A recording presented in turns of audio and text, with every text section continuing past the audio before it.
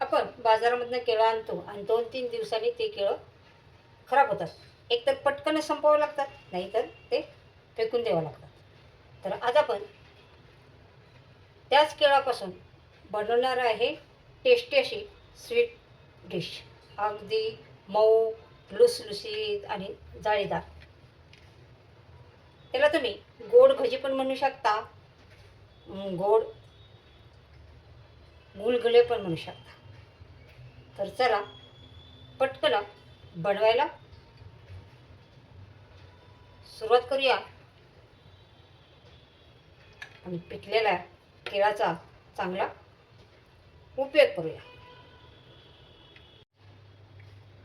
केळी आणताना तर आपण अगदी चांगले केळी बघून आणतो, पण 2-3 दिवसांनी त्या केळाची हालत अशी होती की ते केळं लवकरात लवकर संपवून टाकावे लागतात, नाहीतर फेकून द्यावं लागतात. कारण जास्त पिकलेली केळं कोणीच खायला तयार होत नाही. तर चला आपण याच पिकलेली केळीची मस्त अशी टेस्टी आणि झटपट अशी रेसिपी बनवूया, जे सर्वजण आवडीने खातील. चला मग बनवायला सुरुवात करू. 3 केळं घेतलेले आहे. आता आपल्याला लागणार आहे मिक्सरचं भांडं आणि याच्यामध्ये आपल्याला हे केळं सोलून घालायचे आहे अशा पद्धतीने.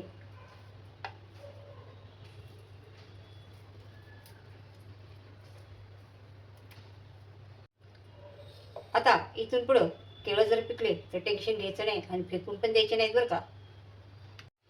आता 3 केळं सोलून घेतली, त्याच्यामध्ये अर्धी वाटी साखर घेतली आणि अर्धी वाटी दूध घातलं. हे आता मिक्सरला फिरून घ्यायचे. आता आपण हे फिरून घेतलेलं आहे बघा, मस्त अशी पेस्ट तयार झालेली आहे. आता एक बॉल घ्यायचा आहे, त्याच्यामध्ये हे सारी पेस्ट काढून घ्यायची आहे. आता आपण 3 केळं, अर्धी वाटी साखर आणि अर्धी वाटी दूध, त्यासाठी अर्धी वाटी हे गव्हाचं पीठ वापरणार आहे आणि हे थोडं थोडं करून आपल्याला याच्यामध्ये मिक्स करायचं आहे. हे चांगलं मिक्स करायचं आहे. आता पहिलं मी अर्धी वाटी गव्हाचं पीठ घातलेलं आहे. अजून थोडंसं पातळ वाटते, अजून याच्यापेक्षा थोडं घट्ट असं जसं आपण भज्याचं पीठ कालवतो तसंच कालवायचं आहे. आता याच्यामध्ये अर्धा चमचा बडीशेप घालायची आहे. अर्धा चमचापेक्षा कमी बेकिंग सोडा घालायचा आहे आणि थोडं चुटकीभर आपल्याला मीठ घालायचं आहे आणि हे चांगलं मिक्स करून घ्यायचं आहे.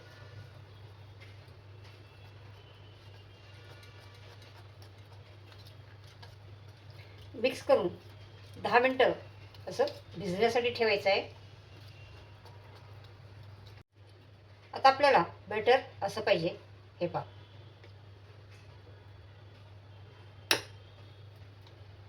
आता आपण 10 मिनटं झाकण ठेवून साईडला ठेवून देणार आहे.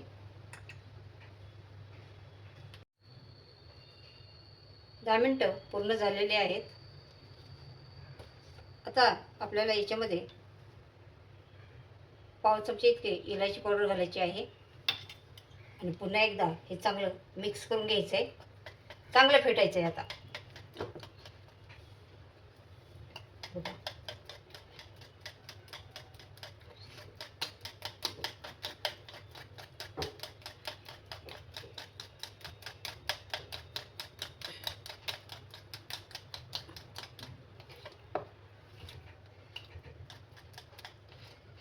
याच्यामुळे काय होणार आहे, जसे आपले हे आपण तुम्ही आता ह्याला गोड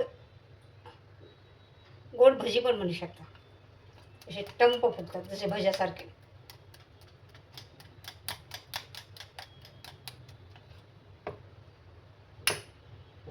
आणि आपल्याला हे बॅटर पण असं पाहिजे.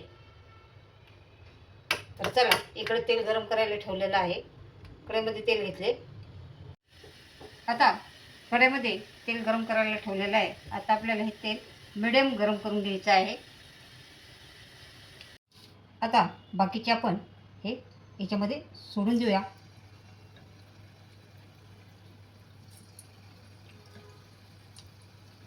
आता हे गोल येतील असं जरुरी नाही बरं का.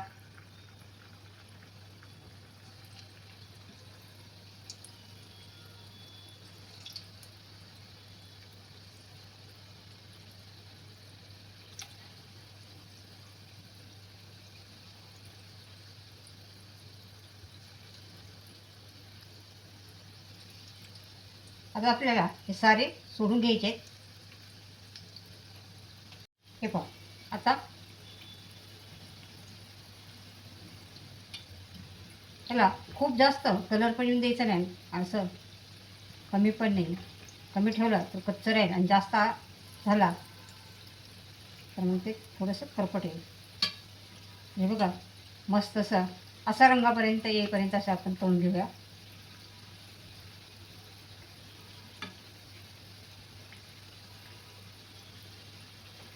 आपले दहीवडे कसे असतात, दहीवडे तसे झालेत बघा. दहीवडे आपण जसं बनवतो तसं, तेवढे टंप फुगतात. चला आपण आता काढून घेऊया. अगदी परफेक्ट रंग आलेला आहे बघा, आणि किती टंप फुगलेत.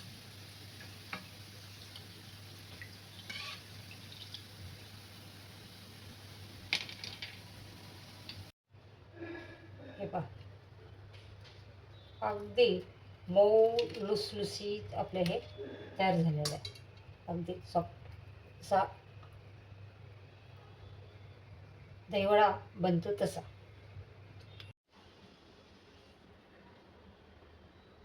बघा, अशा प्रकारे पिकलेल्या केळाची ही टेस्टी स्वीट डिश बनवून तयार केलेली आहे. हे करायला अगदी साधी सोपे, झटपट बनवून तयार होते. आणि आत्ता पिकलेले केळं असले तर फेकून तर द्यायचेच नाही, टेन्शन पण घ्यायचं नाही आहे. अशा पद्धतीने तुम्ही पण ही स्वीट डिश बनवा. अगदी मऊ लुसलुशीत आणि जाळीदार तयार होते.